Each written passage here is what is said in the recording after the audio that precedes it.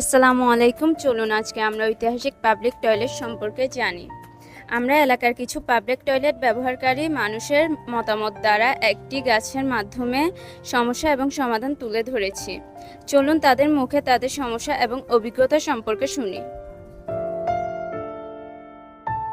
আসসালামু আলাইকুম। আমি একদম পাতাঘাটা ব্রিকফিল্ড বাসিন্দা। আর আমি বর্তমান এই জায়গায় বসবাস করি প্রায় অনেক বছর হচ্ছে।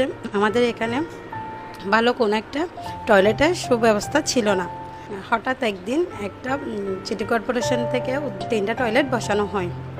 3টার মধ্যে একটা ছিল মহিলা টয়লেট, 2টা ছিল পুরুষদের টয়লেট ব্যবহার করার।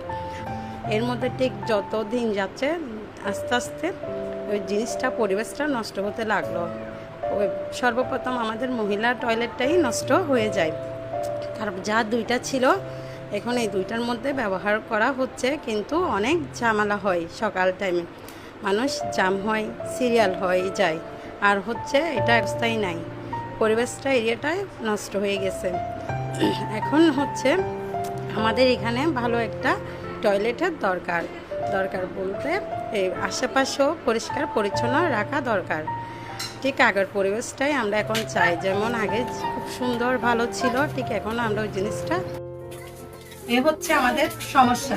আর এই সমস্যা সমাধান করার জন্য আগে আমাদের নিজেদেরই পরিবর্তন হতে হবে এবং আশেপাশের সবাইকে পরিবর্তন হতে হবে। প্রথমত হবে যে আমাদের নিজেদের উদ্যোগে নিজেরাই সবাই একসাথে কথাবার্তা বলে আমাদের এই বাথরুমের দরজাগুলো মেরামত করে নিজেদের থেকে সবার থেকে কিছু টাকা দিয়ে রং করতে হবে। তারপর হবে যে সাপ্তাহিক পরিষ্কার করার মতো ওই ব্যবস্থাটা করতে হবে। উপরের টিনগুলো মেরামত করতে হবে। তারপর একটা ভালো লাইটের ব্যবস্থা করতে হবে। সব ক্ষেত্রে হবে যে তারপর হবে যে আমাদের এই যে আমাদের ড্রেনের ময়লাগুলো চলে যায় মতো ক্লিয়ার করতে হবে। আমাদের ঠিক আগের পরিবেশে ফিরে যাইতে হবে, পরিষ্কার করতে হবে, আমাদের নিজেদেরও সচেতন হইতে হবে। আর বাথরুম সাপ্তাহিক পরিষ্কার ব্যবস্থা এটাও করতে হবে।